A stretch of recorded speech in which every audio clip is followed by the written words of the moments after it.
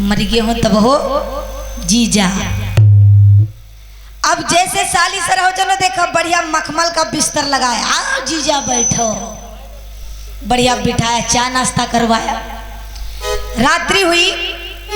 अब माताओं की एक खास करके आदत होती है, माताएं चाहे अपने भैया कब हो न कहा है, और दामाद देवता आ जाए कोई ना पूछ ले कहीं हमारे भैया नहीं आए हैं।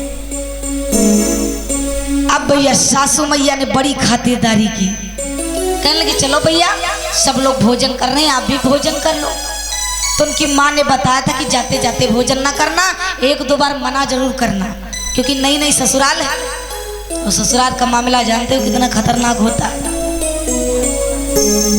अब भैया सासू मैया से कहे बोमा हमरे भूख नहीं है, तो सासू मैया चली गई, कहीं सब लोग खाना पीना को हमका लगत भैया भी भूखे नहीं, और जब भूखे हुई हैं तो खा लिया।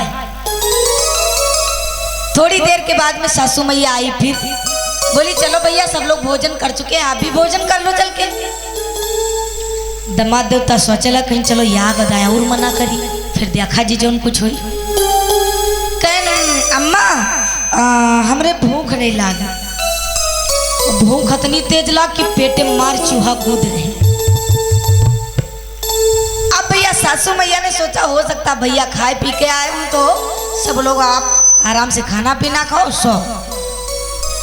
और भैया के चरपैया सबसे पिछली वाली कोठरी में डरवाई गई, सबसे पीछे जो कच्ची बनी रहे। अब भैया जब रात की बजे 12, अब भैया के लगी भूख, अब छत रहे कच्ची तो मधन्नी लागी रहे गिने 1 2 3 4 5 6 7 8 9 10 भूखे भजन न होए गोपाला और यू लियो कंठी यू लियो माला। और जब भूख लगी होती तो समझ में नहीं आता, नींद भी नहीं आती। अब भैया सोच रहे ससुराल का मामला, नई नई ससुराल है, किसको जगाए जा करके। सोचा लगे अपनी घरवाली तो कहे सके थे, घरवाली अटारे के ऊपर लेटी थी, थोड़ा सा पल्लो लटक रहा था, पल्लो पकड़ के भैया खींचन कहने काया। भैया लोग अपनी घरवालियों का नाम नहीं लेते हैं, कहीं काया कहीं कहनो क्या करे बताओ क्या बात है, कहीं क्या बात है बताओ तो। कहीं बात ये है कि हमारे भूख लगी है। कहीं बात जब माता जी बोल रही थी भोजन कर लो तब तुम्हारे समझ में नहीं आ रहा था, अब रात के 12 बजे तुम्हारे भूख लगी, भोजन नहीं है जाओ चुपचाप सो जाओ। अब पति देवता हाथ जोड़ने लगी, देवी थोड़ा सा रहम खाओ, मेरे बड़ी तेजी से भूख लगी, नींद नहीं आ रही।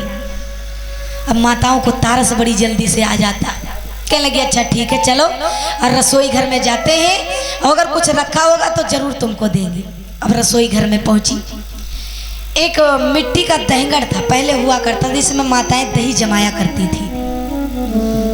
अब भैया मिट्टी का दहंगड़ जो था उसमें थोड़ा सा दही था, उस दही में पत्नी देवी ने थोड़ी सी लैया और चना मिक्स कर दिया और आकर के पति देवता को दे दिया, लो जाओ खा ले और चुपचाप सो जाओ। कहीं ठीक। अब भैया जी के अपनी तेज भूख लगी रहा है, ना देखी ना आओ ना ताओ, दोनों हाथ वह डाल दिए। और जब दोनों हाथ वह में डाल दिए, दहंगड़ का मोहंगड़ था छोटा, दोनों हाथ उसी में फंस गए। अब फिर खड़बड़ावत पत्नी देवी के पास हम लेकर आए, कहने ना बका, कहने ये दहंगड़ हमारे हाथों में फंस गया है, कहने तुम जब तक सबका जगा नहीं दे हो तब तक तुम्हारे दम नहीं है, कहने बताओ कोई उपाय बताओ। कहने जाओ अच्छा दुआरे पे यह सफेद चट्टा है और देख पटक दे हो। कहने ठीक है। ओ भैया उजरिया रात रहे, दुआरे बुढ़ऊ दादा स्वावत रहे और उनके टकले में को बाल नहीं रहे। और जब उजरिया रात रहा तो बाबा जी का टकला जो है चमक रहा था। तो भैया दहंगड़ को लेकर के दरवाजे पर पहुंचे तो टकला बड़ी तेजी से चमक रहा था। तो भैया सोचे हमका लागत है कि सफेद चट्टा यहाँ आए और उठे तो नहा तो दादाजी की खोपड़ी पे धड़ाम से पटक दिया। और भैया जैसे दादाजी की खोपड़ी पटकी ना, उसमें दही था ना, लैया चना मिक्स थी, जब लैया फूल जाती तो कीड़े जैसी हो जाती। अब दादाजी ने अपनी खोपड़ी में हाथ लगाया, कहने हाय दादा ना मरतई दे रहा ना कि रवा परतई। तो कहने का तात्पर्य है, भाव को समझिए। और ये अशोक जानी नगर से भैया जी की तरफ से 21 मुद्रा, हंसराज यादव बंदिया से भैया जी की तरफ से 51 मुद्राओं का दान आया है। प्रभु से आशीर्वाद की कामना है।